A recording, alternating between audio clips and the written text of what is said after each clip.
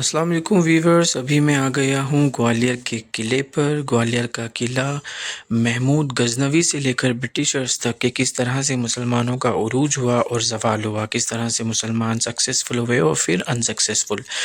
दोस्तों, महमूद गजनवी ने सबसे पहले यहाँ पर ग्वालियर के किले को सीज़ किया था और उसके बाद में काफ़ी सारा कंपनसेशन उन्होंने लेकर ग्वालियर के किले को छोड़ दिया था, जिसमें बताया जाता है सबसे ज़्यादा फेमस बात है कि उन्हें सैकड़ों हाथी मिले थे और इसके अलावा और भी कुछ कंपनसेशन था जिसकी बुनियाद पर महमूद गजनवी ने इस किले को छोड़ दिया था।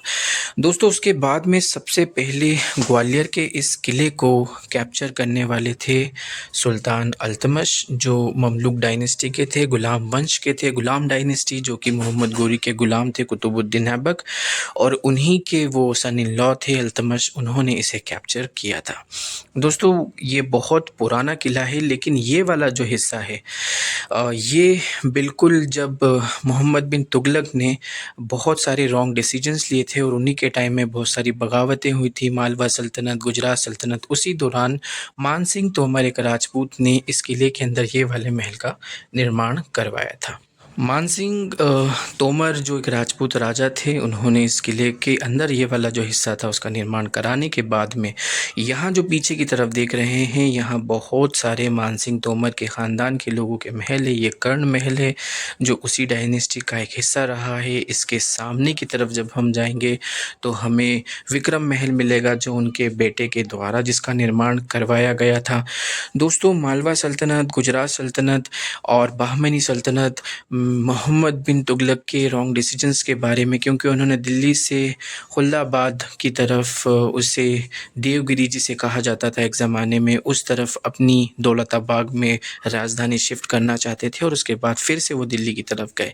इस वजह से बहुत सारे जो जनरल्स थे वो उनके ख़िलाफ़ हो गए और बंगाल सल्तनत, इस तरह की कई सारी सल्तनतों का निर्माण हुआ, जिसमें से ये जो मान सिंह तोमर के ख़ानदान के किले हैं ये उन्हीं का एक हिस्सा है। दोस्तों, मान सिंह तोमर के बाद में दिल्ली सल्तनत तो वैसे बहुत छोटी हो गई थी, लेकिन दिल्ली सल्तनत में ही लोधी डायनेस्टी ने दोबारा से ग्वालियर को अपने हाथ में दिया और ग्वालियर दोबारा से दिल्ली सल्तनत का हिस्सा बना।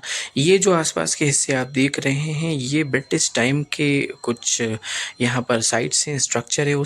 दोस्तों, ये जहांगीर महल और शाहजहां महल है। स्पेशली जहांगीर के समय में एक छोटा सा महल था और जैसे कि शाहजहां तो हर चीज़ में कला प्रेमी हैं, तो उन्होंने इस महल को और ज़्यादा भव्य और बड़ा बनाया था। तो एक चीज़ पे ये रही कि ये शेर शाह सूरी के अंडर में आया और इसके बाद में बाबर ने इसे अपना सल्तनत का हिस्सा बनाया था। और जब शेर शाह सूरी के अंडर में जब ये आया तो उसके बाद में फिर दोबारा से अकबर ने इसे, जो बादशाह सम्राट थे उन्होंने इसे अपने अधीन लिया। और उनके टाइम के कोई ऐसे मॉन्यूमेंट्स तो यहाँ पर नहीं हैं, लेकिन अकबर के बाद उनके जो बेटे जहांगीर थे उन्होंने एक महल का निर्माण कराया था। और अभी फ़िलहाल मैं जिस हिस्से में वो हूँ वो है शाहजहां महल। जहांगीर महल और शाहजहां महल बिल्कुल एक तरह से सेम ही हैं, दोनों में किसी तरह का कोई फ़र्क नहीं है। और अभी फ़िलहाल जहाँ मैं खड़ा हूँ वो है विक्रम महल और कर्ण महल, जो कि मान सिंह तोमर जो ग्वालियर के राजा रहे थे तुगलक डायनेस्टी के बाद में, जिन्होंने अपने आप को इंडिपेंडेंट किया था और ग्वालियर को अपना राज्य बनाया था। इसमें एक और सबसे बड़ी बात दोस्तों ये है कि जब मुग़ल सल्तनत या दिल्ली सल्तनत को हमेशा से ये बताया जाता है कि ये मुस्लिम डायनेस्टीज़ थी और उन्होंने गैर मुस्लिमों पर जुल्म किया या उनसे ज़्यादती की, अन्याय किया, ऐसा कुछ भी नहीं है दोस्तों। उसकी वजह यह है कि यहाँ पर मुग़ल सल्तनत जब कमज़ोर हो गई थी तो एक जाट राजा रहे भीम सिंह राणा, जो कि एक जाट राजा थे, और उसके बाद मराठों ने यहाँ पर हमला किया। भीम सिंह राणा की यहाँ पर हत्या हुई और उनकी पूरी डायनेस्टी को ख़त्म कर दिया गया। और वो कौन लोग थे? वो मराठे ही थे। यानी कि ये राज्यों की लड़ाई है दोस्तों, कोई धर्म की लड़ाई बिल्कुल भी नहीं है जैसा कि प्रचार प्रसार किया जाता है। और ये अंदर की तरफ मैं खड़ा हुआ हूँ, पूरा जो आप कभी आगरा के किले में या दिल्ली के किले में जाएंगे तो लगभग उसी तरह का डिज़ाइन है। ग्वालियर के किले में, और ये वाला जो महल है ये है शाहजहाँ महल। और यहाँ से हम जब अंदर की तरफ जाएंगे, एक हिस्सा है जिसे जहांगीर महल कहा जाता है। इतना बड़ा वो उस वक्त में नहीं हुआ करता था। अब जैसा कि मैं आपको दोस्तों एक इम्पॉर्टेंट चीज़ ये बता रहा था कि ये राजाओं की लड़ाई थी, और जब मुग़ल सल्तनत कमज़ोर हुई तो जाट राजा ग्वालियर के यहाँ पर मजबूती से उन्होंने राज्य किया। उसके बाद मराठा और मराठों से ब्रिटिश ईस्ट इंडिया कंपनी ने ये छीन लिया और मराठों को वापस भी दिया। अब उसकी वजह क्या कि जब 1857 का विद्रोह हुआ तो बिल्कुल किले के सामने रानी लक्ष्मीबाई लड़ते लड़ते शहीद हो गई थी। रानी लक्ष्मीबाई का मैंने एक वीडियो बनाया है झांसी के किले का, और उनको जब वहाँ से बचाने वाले गौस मोहम्मद खान जो उनके तोपची थे, और उसके बाद उन्होंने छलांग लगाई, और जब यहाँ ग्वालियर पहुँचे तो यहाँ पेशवा बाजीराव के बेटे अली बहादुर ने उनका सपोर्ट किया था, और सिंधिया मराठों ने अंग्रेज़ों का साथ दिया था। तो ब्रिटिशर्स ने सिंधिया मराठों से ये छीना और उसके बाद में ये दे दिया। सामने की तरफ जो देख रहे हैं राजा भीम सिंह की समाधि है, और राजा भीम सिंह को उनकी हत्या करने वाले मराठी थे, और ये ग्वालियर का किला भी उनसे छीनने वाले ही मराठी थे। अब इतनी सारी डायनेस्टीज़ का इस जो महल है, जो किला है, उसने समय देखा। अच्छा, जहांगीर के वक्त में और अकबर बादशाह के वक्त में ग्वालियर का किला जो है वो पॉलिटिकल प्रिजनर्स के लिए इस्तेमाल किया जाता था, जिसके अंदर सिखों के गुरु उनको भी यहाँ पर कैद किया गया था।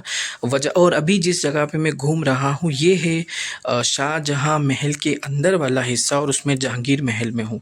यहाँ पर जहांगीर बादशाह रहा करते थे, ये उनकी आरामगाह थी। यहाँ कभी वो नमाज वगैरह अदा करते थे। और जिस तरह से दोस्तों इसी महल से हम पूरे ग्वालियर का नज़ारा कर सकते हैं, लेकिन दूसरी साइड से जब हम देखेंगे तो गुजरी महल हमें दिखेगा, जो कि मान सिंह तोमर जो ग्वालियर के राजा रहे तुगलक डायनेस्टी के बाद में, मोहम्मद बिन तुगलक के बाद में, उन्होंने जब ग्वालियर को अपनी राजधानी बनाया और इसे जीता, तो ये सामने की तरफ गुजरी महल आप देख रहे हैं जिन्होंने निर्माण कराया था। अभी फ़िलहाल इसे म्यूज़ियम की तरह इस्तेमाल किया जाता है। और आप ये जो नज़ारा देख रहे हैं ये ग्वालियर के किले के अंदर ही है गुजरी महल। जब मैं एंट्री कर रहा था तो मैंने आपको दिखाया था म्यूज़ियम वगैरह, तो उस टाइम का ये गुजरी महल है। और जहाँ मैं खड़ा हूँ वो जहांगीर महल है, जहांगीर बादशाह के समय में बना था। और जहांगीर महल जो है वो हकीकत में शाहजहाँ महल की जो कैंपस है उसका एक हिस्सा है। चीज़ ये दोस्तों कि जब मैं इंटर कर रहा था तो मैंने आपको ग्वालियर का जो मानसिंह तोमर ने जो महल बनाया था और कुछ हिस्सा जो दीवारें नई बनाई थी, जो पूरे हिंदुस्तान में भी सबसे ज़्यादा ग्वालियर के किले की वो जो डिज़ाइन है बहुत ज़्यादा फेमस है। आइडिया ने जब अपना सिम लॉन्च किया था तो उस अपने प्रचार के लिए इस किले का ही इस्तेमाल किया था। और इसमें एक सबसे बड़ी बात कि उस किले के रखरखाव को बहुत अच्छा इसका इंतज़ाम किया गया है। लेकिन जो शाहजहाँ महल है, जो उसके अलावा जो यहाँ पर जहांगीर महल है, उसमें रखरखाव के अंदर किसी तरह का काम नहीं किया गया है। मतलब ये है कि जैसे कि मैं अपनी हर वीडियो में बताता हूँ ज़्यादातर कि जब भी मैं किसी सुल्तान या बादशाह के मकबरे या महल या किले पर गया हूँ तो वहाँ पर काम नहीं हुआ है, कहीं न कहीं भेदभाव है। जैसे कि आपको डिस्क्रिप्शन में ज़रूर मिलेगा, अहमदनगर के जो संस्थापक हैं उनके मकबरे पर जाओ तो वहाँ पर किसी तरह का काम नहीं किया गया है। अहमद शाह बादशाह जो सुल्तान रहे हैं गुजरात सल्तनत के अहमदाबाद में, उनके आप मकबरे पे जाएँ, मैंने वीडियो डिस्क्रिप्शन में दे दूँगा, तो वहाँ भी किसी तरह का काम नहीं। तो भेदभाव बहुत ही ज़्यादा है। और यहाँ भी मैंने वही देखा कि जो मानसिंह तोमर हैं उनके किले पर तो बहुत अच्छा काम है, लेकिन यहाँ जो आप देख रहे हैं यहाँ पर किसी भी तरह का रखरखाव, इवन गार्ड्स भी अवेलेबल नहीं हैं यहाँ पर। तो ये सबसे ज़्यादा बुरी बात है। बुरी बात ये है कि कहीं न कहीं मुस्लिम से स्टडी नहीं कर रहे हैं। अगर वो शासन प्रशासन का हिस्सा नहीं बनेंगे, जुडिशरी का हिस्सा, न्यायपालिका का हिस्सा नहीं बनेंगे, तो कहीं न कहीं उनके साथ भेदभाव तो होगा ही। और अगर वो सिक्योरिटी का जो आईएएस या पुलिस जो हमारे यहाँ की है, अगर उसका हिस्सा नहीं बनेंगे तो इस तरह के भेदभाव तो होते ही रहेंगे। आर्कियोलॉजिकल ऑफ इंडिया में मुस्लिम्स का 0% पॉइंट में अगर हम देखेंगे तो उनका यहाँ पर पार्टिसिपेशन आता है। Study is much more important, और उसकी वजह भी मुस्लिम्स के लिए यही है कि वो सिर्फ अपने परिवार के बारे में सोचते हैं। परिवारवाद मुस्लिम्स में बहुत ज़्यादा है, नेपोटिज़म बहुत ज़्यादा है। और उसके अलावा भी एक ये भी चीज़ है कि कई बार उनके जो लायक उनके वारिस नहीं हो पाते, उसके बाद भी उन्हें वहाँ पर बिठाया जाता है। तो जिसकी वजह से ये जो कौम है जो आगे नहीं आ पा रही है। और एक वक्त में, जैसे कि मैं इस वीडियो में बताया था कि जो महमूद गज़नवी को भी इस किले ने देखा है, तो क्योंकि वो लोग स्टडी कर रहे थे, वो अपडेट रह रहे थे। आज के मुस्लिम्स जो हैं वो अपडेट नहीं हो पा रहे हैं, जो वक्त के साथ नहीं चल रहे हैं। और उस वक्त में भी जो मुग़ल सल्तनत थी या फिर दिल्ली सल्तनत थी, जब ब्रिटिशर्स 1498 में यूरोपियंस 1498 में इंडिया पहुंच चुके थे, वो 1526 में मुगल्स आए थे और वो भी सेंट्रल एशिया से। लेकिन दिल्ली सल्तनत भी अपडेट नहीं रही। इसके बाद में फिर मुग़ल सल्तनत भी अपडेट नहीं रही। ये थी कि उनके पास एक तरह की हिम्मत थी, और जो उस इंडिया के अंदर और इस लेवल के जो आर्म्स नहीं थे, इस वजह से मुगल्स इतना सर्वाइव भी कर पाए। लेकिन अंदर ही अंदर ब्रिटिशर्स काम कर रहे थे और उन्होंने हिंदुस्तान को पूरी तरह से कैप्चर किया और पूरी तरह से लूट कर, बर्बाद कर कर वो लोग यहाँ से गए। लेकिन उसमें एक चीज़ ये भी थी कि मुस्लिम्स के लिए सबसे ज़्यादा नुकसान की बात ये रही कि इंडिया के 2 हिस्सों में इंडिया बँट गया, और लेकिन मुस्लिम्स 3 हिस्सों में बँट गए थे। ईस्ट में एक हिस्सा अलग था, वेस्ट में एक हिस्सा अलग था और इंडिया के अंदर एक हिस्सा अलग था।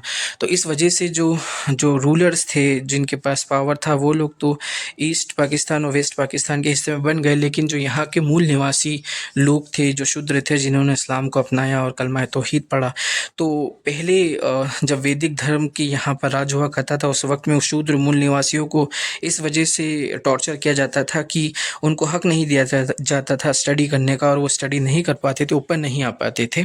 लेकिन जब उन्होंने इस्लाम को कबूल करा तो उन्हें ऊपर भी आना शुरू हुआ। लेकिन एक सबसे बड़ी बात ये हुई, जब पार्टीशन हुआ तो उस पार्टीशन के अंदर सबसे बड़ी मुसलमानों के लिए प्रॉब्लम की बात ये रही कि उसमें जो आइट साइड में ईस्ट पाकिस्तान और वेस्ट पाकिस्तान में जो लोग गए हुए थे, वो तो पावरफुल लोग थे, लेकिन जो मूल निवासी इंडिया के थे, आज उनको मुस्लिम होने की वजह से ही वही अन्याय और वही टॉर्चर सहने को मिल रहा है। जैसे कि आप कई बार देख सकते हैं कि मॉब लिंचिंग्स और बहुत सारी, एक अंकल का अभी रिसेंटली एक वीडियो आया था कि उनको एक बूढ़े से व्यक्ति से ट्रेन में पीटा गया। तो दोस्तों, कहीं ना कहीं जो मूल निवासी हैं, उनको कभी धर्म से लेना देना नहीं था, उन्हें हमेशा ऊपर आना था। और उन्हें जो अल्लामा इकबाल का एक शेर है, एक ही सफ़ में खड़े हो गए महमूद व अयाज़, ना रहा बंदा ना बंदा नवाज़।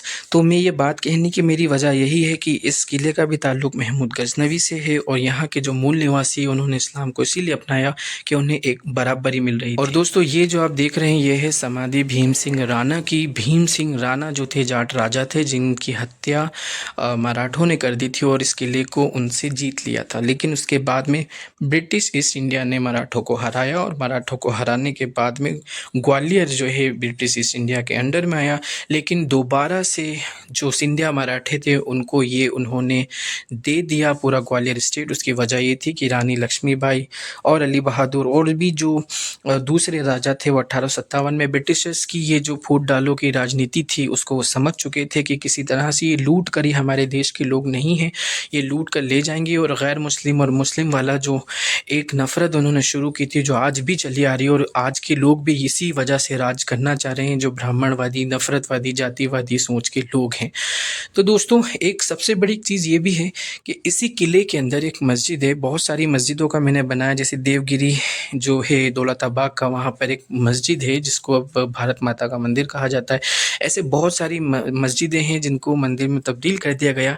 उसी में से एक ये जो मस्जिद देख रहे हैं आप, ये इसके गुंबद तो आपको मौजूद मिलेंगे, यहाँ पर बावड़ी आपको मिलेगी, लेकिन एक चीज़ ये ज़रूर है कि इस मस्जिद का जो मेहराब है, जो मिंबर है, जहाँ पर इमाम साहब खड़े होते हैं, तो मस्जिद में ना मेहराब है ना मिंबर है, लेकिन सिर्फ़ और सिर्फ ये सामने की तरफ है मस्जिद, जो मैंने आपको गुंबद दिखाया था, और ये पास मस्जिद के एक बावड़ी है। लेकिन यहाँ पर मस्जिद का कोई स्ट्रक्चर वैसा नहीं रखा है सिवाय इस गुंबद के।